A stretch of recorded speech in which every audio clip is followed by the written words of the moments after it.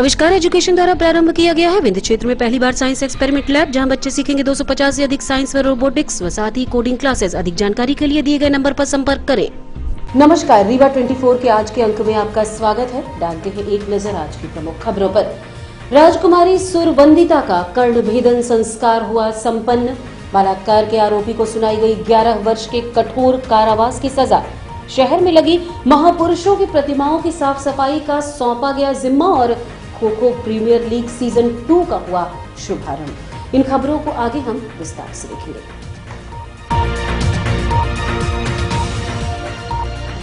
हिंदू धर्म मान्यता व परंपरा के साथ राजकुमारी सुरवंदिता का शाही समारोह कार्यक्रम कर्णभेदन हुआ संपन्न। हिंदू मान्यता, परंपरा व धर्म में कर्णभेदन संस्कार एक महत्वपूर्ण संस्कार है, जिसमें छोटे बालक या बालिका के कान छेदते या भेदते हुए सोने की धातु से बनी बाली पहनाई जाती है। इसी संस्कार कार्यक्रम का आयोजन रीवा राज परिवार द्वारा आयोजित किया गया। उक्त कार्यक्रम रानी तालाब मां कालिका माता के समक्ष पारंपरिक राजऋषि वेशभूषा लक्ष्मण बाग के महंत हरिवंश आचार्य एवं रानी तालाब मंदिर व महामृत्युंजय मंदिर के प्रधान पुजारी की उपस्थिति में पूरी विधि विधान से शाही समारोह कार्यक्रम कर्णभेदन संपन्न कराया गया। राजकुमारी सुरवंदिता के कर्णभेदन संस्कार के दौरान मुहूर्त व गाजे बाजे का विशेष इंतजाम किया गया था। इस दौरान रीवा राजघराने के महाराज व पूर्व मंत्री पुष्पराज सिंह, विधायक दिव्यराज सिंह सहित राजघराने के समस्त लोगों ने मां कालिका की पूजा अर्चना करते नजर आए।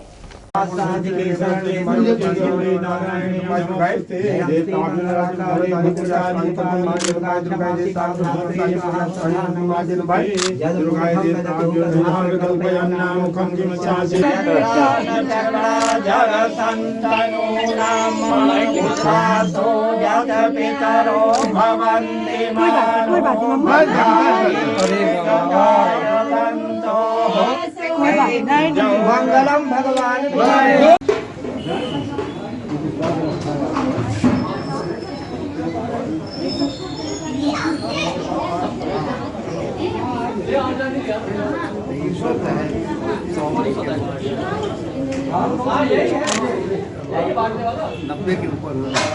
बलात्कार के आरोपी को सुनाई गई 11 वर्ष के कठोर कारावास की सजा।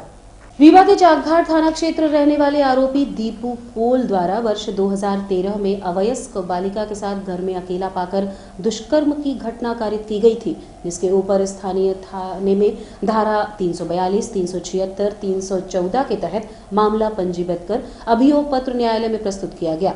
शासन की ओर से उक्त मामले में अन्य विशेष लोक अभियोजक रविंद्र द्वारा मामले में प्रस्तुत किए गए साक्ष्यों एवं तर्कों के आधार पर आरोपी दीपू कोल को दोषी पाया गया और सुश्री महिमा कुशवाहा विशेष न्यायाधीश पॉक्सो रीवा ने दीपू कोल को 11 वर्ष की कठोर कारावास की सजा सुनाते हुए अर्थदंड से दंडित किया है। इतना ही बता रहा हूँ कि दीपू कोल जो है चाकघाट थाना क्षेत्र अंतर्गत का है। वो 2013 का प्रकरण है, काफी पुराना प्रकरण था और जो पीड़िता है और उसके माँ बाप ये सभी मजदूर प्रकृति के लोग थे, खेती की मतलब दैनिक मजदूरी का काम करते थे। आरोपी को मौका मिला, अभियुक्त्री के मतलब पीड़िता के माता पिता और भाई मजदूरी करने के लिए बाहर गए थे। आरोपी दीपू ने देखा कि पीड़िता घर में अकेली है और वह इसका फायदा उठा करके उस जबरन उसके साथ बलात्कार किया और उसके बाद फिर वहाँ से चला गया। पीड़िता उसके पश्चात फिर अपने माता पिता से घटना के संबंध में बताई और इस संबंध में प्रथम सूचना रिपोर्ट थाना चाकघाट में लिखाई गई।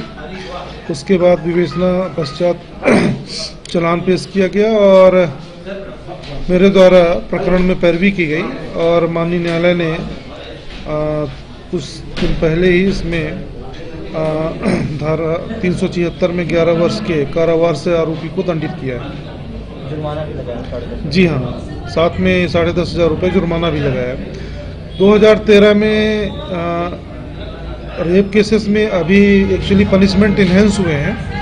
मामला पुराना था, इसलिए पुराने विधि अनुसार ही उसको केवल 11 वर्ष की सजा हुई है और अभी जितने मामले आ रहे हैं तत्काल मेरी कोशिश रहती है अधिक से अधिक उसमें सजा दिलवाई जाए। इसलिए 20 वर्ष या उससे ज़्यादा ही रिसेंट मामलों में मैंने सजा दिलवाई है ये चूंकि पुराना मामला था और पहले सजा का प्रावधान थोड़ा कम। स्वच्छ सर्वेक्षण 2022 को मद्देनजर रखते हुए नगर निगम प्रशासन द्वारा महापुरुषों की प्रतिमाओं की साफ सफाई का दायित्व अलग अलग लोगों को सौंपा गया है। नगर निगम रीवा द्वारा स्वच्छ सर्वेक्षण 2022 को मद्देनजर रखते हुए शहर के विभिन्न स्थानों व चौक पर लगी महापुरुषों की प्रतिमाओं की साफ सफाई हेतु एक नई पहल की है, जिसके अनुसार अलग अलग जगह लगाई गई प्रतिमाओं की साफ सफाई का जिम्मा अलग अलग लोगों को सौंपा गया है, जिनके द्वारा समय समय पर प्रतिमाओं की साफ सफाई की जाएगी। इसी कड़ी में शहर के समान तिराहा स्थित लौह पुरुष सरदार वल्लभ भाई पटेल की प्रतिमा की साफ सफाई का दायित्व नगर निगम रीवा के पूर्व महापौर शिवेंद्र सिंह पटेल को दिया गया, जिसका पालन करते हुए अपनी टीम के साथ मौके में पहुंचे और प्रतिमा के साथ साथ आसपास फैली गंदगी को भी साफ किया। इस दौरान निगम अमले की मौजूदगी भी देखी गई। वहीं घोड़ा चौराहा स्थित महाराजा वेंकटरमण सिंह की प्रतिमा की साफ सफाई नगर निगम अध्यक्ष सतीश सोनी ने अपनी टीम के साथ की। पूर्व महापौर शिवेंद्र सिंह पटेल ने रीवा 24 को बताया। आज जो नगर पालिक निगम रीवा में द्वारा ये अभियान चलाया गया है कि महापुरुषों की प्रतिमा जहाँ जहाँ पर शहर में है उन प्रतिमाओं में अलग अलग लोगों को दायित्व दिया गया है। इस समान तिराहे पे सरदार पटेल तिराहे पे जो हमें ये दायित्व नगर निगम ने दिया है कि समय समय पर मैं और हमारी टीम हम साथ में लेकर सर्वेक्षण करते रहेंगे, साफ सफाई रख रखाव का ध्यान देते रहेंगे और साथ में यहाँ की व्यवस्थाओं को लेकर भी मैं नगर निगम के अधिकारियों को समय समय पर सुझाव दूंगा कि ये कमियां हैं, इसको पूर्ण किया जाए।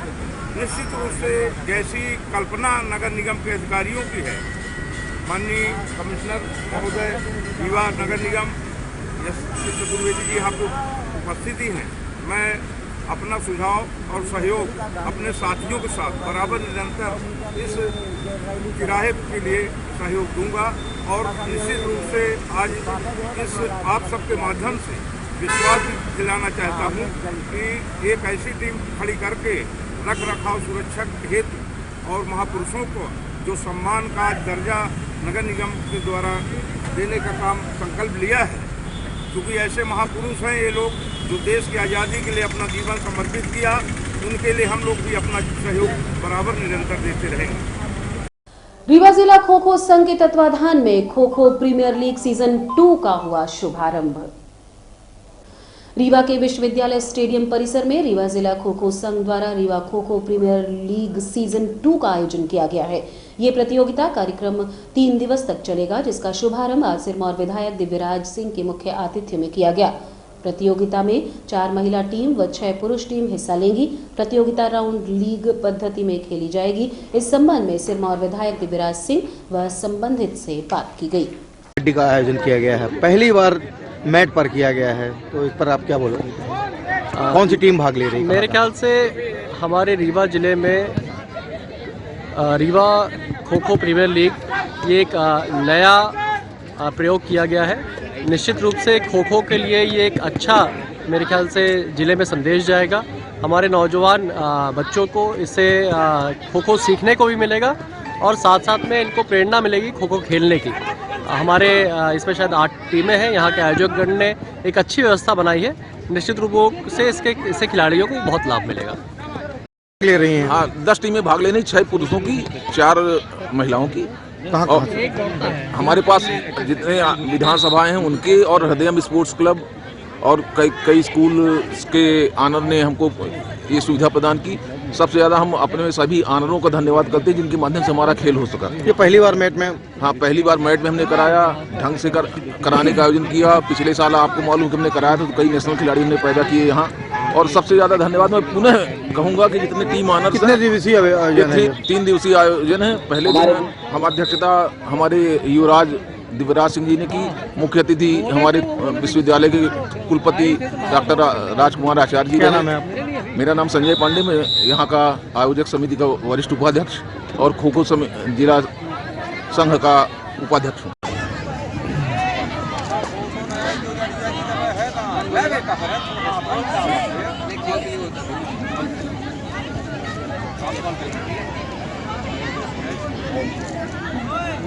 आयोजन समिति में हार्दिक अभिनंदन और स्वागत करता हूँ।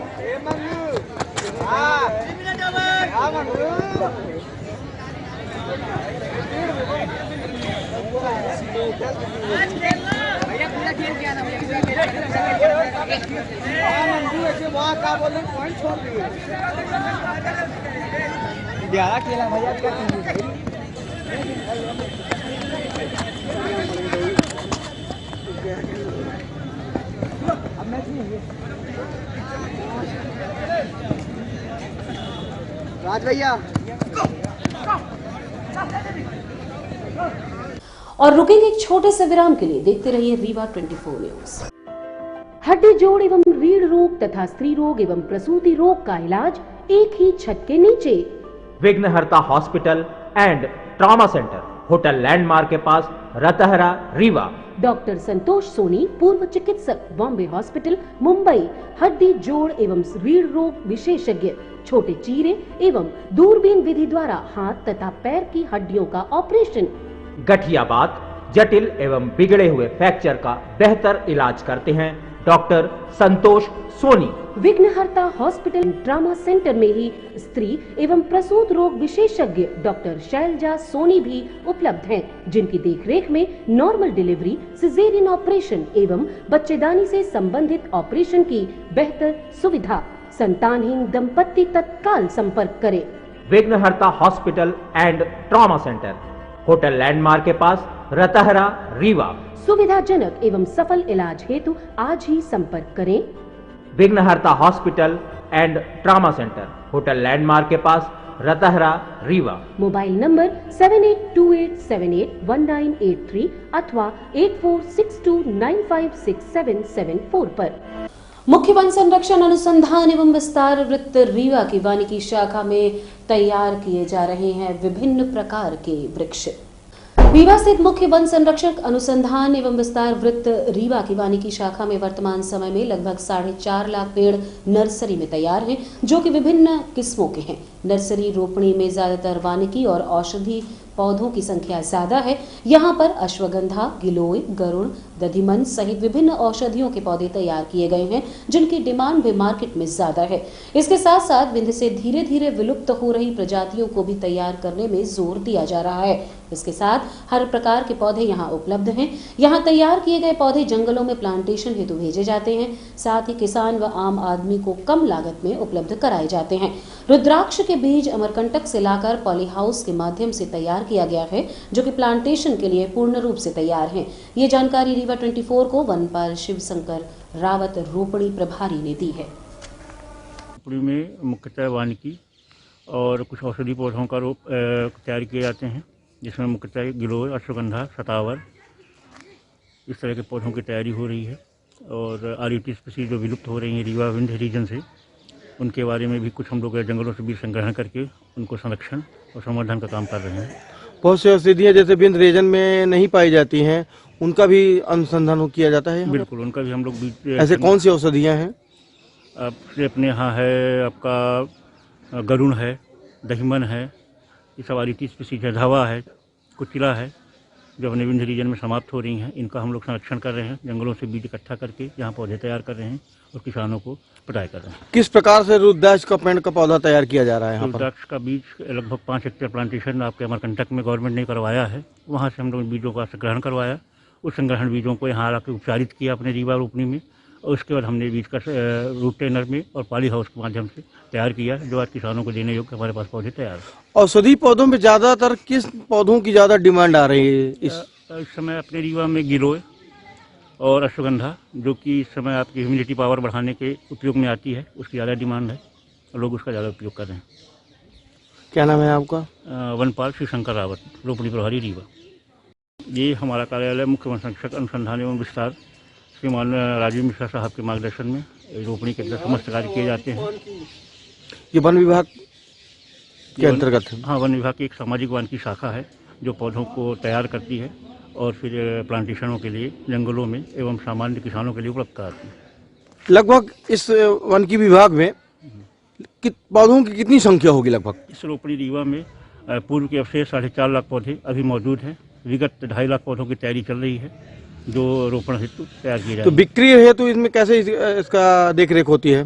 बिक्री हेतु यहाँ हमारे जो आपके लेवल लगे हुए हैं, उनके माध्यम से पौधे तैयार किए जाते हैं। इसके बाद बिक्री के लिए किसान को बहुत ही सहायक मतलब इजी उस पर पढ़ाई किए जाते हैं। 12 रुपये से रेट है इनका मूल्य कम से कम। इसके बाद पौधों की संख्या के अनुसार उनको पढ़ाई किया जाती है। जमीनी विवाद के चलते विगत 3 वर्षों से 2 सगे भाइयों के बीच चल रहा विवाद। बीते दिवस भी विवाद हुआ। दोनों ने स्थानीय थाने पहुंचकर की शिकायत। रीवा के बिछिया थाना क्षेत्र अंतर्गत लक्ष्मण बाग गेट के पास निवासरत मनोज तिवारी व मनीष तिवारी के बीच पिछले 3 वर्षों से जमीन को लेकर विवाद की स्थिति निर्मित है। बीते दिवस मनीष तिवारी छोटे भाई द्वारा अपने बड़े भाई व परिवारजनों पर आरोप लगाते हुए मीडिया के माध्यम से न्याय की गुहार लगाई गई थी। वहीं आज मनोज तिवारी बड़े भाई भी अपनी पुत्री के साथ पहुंचे और पत्नी मीनू तिवारी द्वारा आवेदन दिया कि जब उसके पति मनोज तिवारी नहीं रहते तो मनीष तिवारी व हेमा तिवारी देवर व देवरानी द्वारा जमीन बंटवारे को लेकर गाली गलौज करते हुए बच्चियों और उनके साथ मारपीट की गई। इस संबंध में मनोज तिवारी व उनकी छोटी पुत्री से बात की गई। मैं मनोज तिवारी पप्पू सरपंच पूर्व सरपंच कोठी के इस बार जिला पंचायत के 11 नंबर से मैं तैयारी किया था। फॉर्म भी भर चुका है। सरकार चुनाव नहीं करा रही है। ठीक है, अपने क्षेत्र में मैं लगातार लगा हूं। उसके बाद जानकारी हमको मिली है परसों कि हमारे घर में हमारा सागा भाई मनीष तिवारी जो 24 घंटा कोरेक्स में और नशे में भूत रहता है, ये नशा करके हमारे परिवार को आज 3 साल से लगातार प्रताड़ित करके माने पढ़ाई लिखाई से लेकर हर चीज़ से वंचित किया है। जिसमें मैं बिछिया थाने में हमारी पत्नी हमारी बच्चे स्वयं जाके कई बार निवेदन करके और आज भी परसों वाले विवाद में जाके निवेदन करके आवेदन देके आए हैं। पूर्व में महिला थाने में भी तो 2-3 बार मिसेज हमारी हम लोग स्वयं जाके इनका आवेदन दिए थे। उसमें कोई कार्रवाई नहीं हुई। लगातार ये नशे में होकर हमारे परिवार को लगातार प्रताड़ित कर रहा है। और मैं 24 घंटा अपने क्षेत्र में रहता हूँ। सुबह से निकलता हूँ घर से तो रात को 10 बजे जाता हूँ घर अपने। इस तरीके से प्रताड़ना करके रिकॉर्ड किया। एक 10 चक्का वाला था, उसको भी पप्पू सिंह सुपुरबा का है, उसकी गाड़ी भी तोड़ फोड़ यहाँ हमारे बाईपास में किया। हजारों आदमी इसके सबूत हैं। इसके बाद गाड़ी यहाँ फोड़ा और उसी गाड़ी के नाम से बिछिया थाने में अपनी गाड़ी ट्रक वाले ने ठोकर पीछे से मारा। उसी गाड़ी के सामने फिर जाके हमारे नाम से थाने में जाके आवेदन दिया कि हमारी गाड़ी तोड़ा है फोड़ा है, इस टाइप से हमको प्रताड़ना कर रहा। ये लगातार 3 साल से हमारे सबूत देके मैसेज भी आ रही। और हमारी माता राम के साथ अभी RDO TI साहब के समक्ष वो अफसोनी के पास मैं भेज के रखा हूँ कि लगातार माँ को भी गाली दे रहा है और टीवी चैनल में माँ से जबरदस्ती ये बात करो वो बात करो। कुछ कोई विवाद नहीं है, सिर्फ जमीन का विवाद है। और जिसमें कि 1/2 जमीन हो चुकी है। मैं 3 बार उस जमीन को नपा चुका हूँ। 4थी बार निवेदन कर रहा हूँ कि जाके प्रशासनिक से प्रशासन द्वारा नपित करा लो। मैं सहमत हूँ। इसके बाद कोई काम करने के लिए तैयार नहीं है। लगातार लड़कों बच्चों को हमारे परेशान करके रखा है। मैं क्या करूँ कुछ समझ में आ रहा है। न प्रशासन सुन रहा, न कोई सुनवाई हो रही। थाने में मैंने शिकायत की है, मैंने शिकायत की है। बिछिया थाना के अलावा महिला थाने में भी कई बार शिकायत हो चुकी इसकी। इसके बाद भी कोई कार्रवाई यहाँ पे नहीं। थाना प्रभारी द्वारा कोई बल कुछ मौके पर भेजा गया था, समझाइश दी गई थी कुछ? मौके में बल गया तो बल देख के चला आया। फिर थाने में FIR हुई। FIR जाके झूठी किया। जब जानकारी हमको मिली तो हम भी अपने मिसेज को अपने परिवार को भेजे थाने में कि जाके बताओ कि ऐसी ऐसी परिस्थिति है। मैं उस टाइम घर में ही स्वयं पड़ा था। पूरा प्रशासन जानता है घर में लगातार मैं लेटा हूँ। 4 दिन से मेरी तबीयत खराब है, बीमार हूँ मैं। रीति तिवारी नाम है मेरा। मेरे चाचा हैं वो मनीष तिवारी। वो जब पापा घर पे रहते तब तक कुछ नहीं बोलते। जब पापा घर से चले जाते हैं तो नशे की हालत में आके गाली गलौज करते हैं, गाली देते हैं। मेरा इस साल 10th है और मेरी बहन है उनका 12th है। तो पढ़ाई में बहुत डिस्टर्ब होता है। हम लोगों के एग्जाम्स भी हैं। गाली देते हैं बहुत। मारपीट करते हुए दबंगों ने की युवक की पिटाई। गंभीर हालत में अस्पताल में कराया गया भर्ती।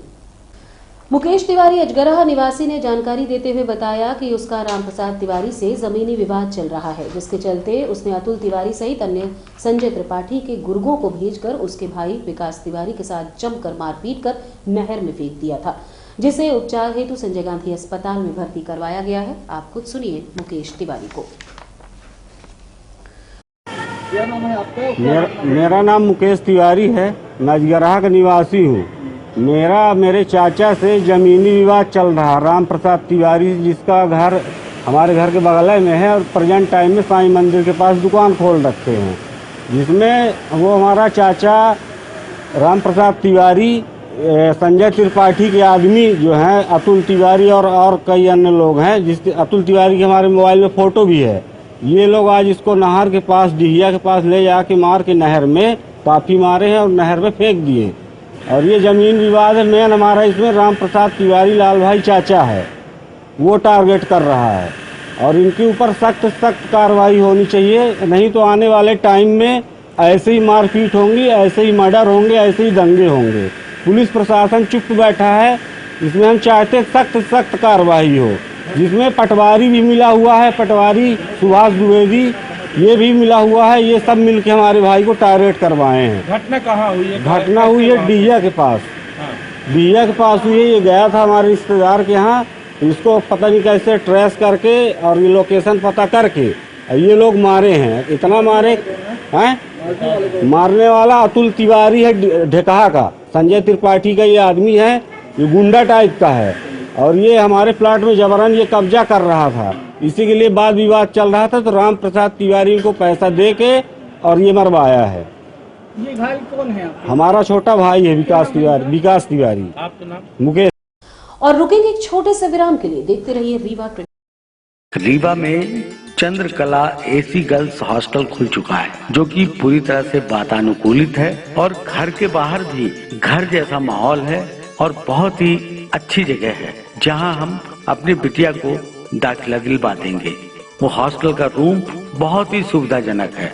जी हाँ, Chandrakala AC girls hostel, separate room with attached washroom, lunch, dinner with 2 times snacks, fully furnished AC room with furniture, spacious terrace, parking, security, dining hall, TV hall, study hall.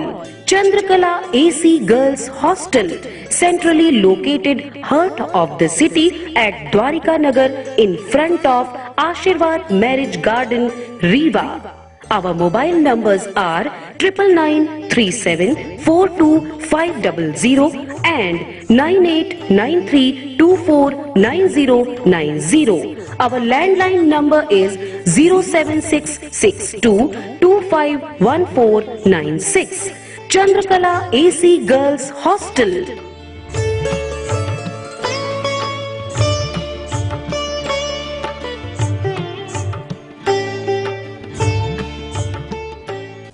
Awadhesh Pratap Singh विश्वविद्यालय रीवा में 2 दिवसीय युवा उत्सव कार्यक्रम का शुभारंभ हुआ। अवधेश प्रताप सिंह विश्वविद्यालय रीवा में 2 दिवसीय अंतर जिला विश्वविद्यालय स्तरीय युवा उत्सव 2022 कार्यक्रम का आयोजन किया गया, जिसका शुभारंभ आज 7 जनवरी को शुरू हुआ है, जिसका समापन कल यानी कि 8 जनवरी को होगा। 22 विधाओं में रीवा व शहडोल संभाग से आए छात्र छात्राओं ने मनमोहक प्रस्तुतियां दी। और अब चलने से पहले डालते हैं एक नजर आज की प्रमुख खबरों पर। राजकुमारी सुरवंदिता का कर्णभेदन संस्कार हुआ संपन्न। बलात्कार के आरोपी को सुनाई गई 11 वर्ष के कठोर कारावास की सजा। शहर में लगी महापुरुषों की प्रतिमाओं की साफ सफाई का सौंपा गया जिम्मा और खो-खो प्रीमियर लीग सीजन 2 का हुआ भव्य शुभारंभ। आज की खबरों में बस इतना ही। नई खबरों के साथ कल होंगे पुनः उपस्थित। अब दीजिए इजाजत।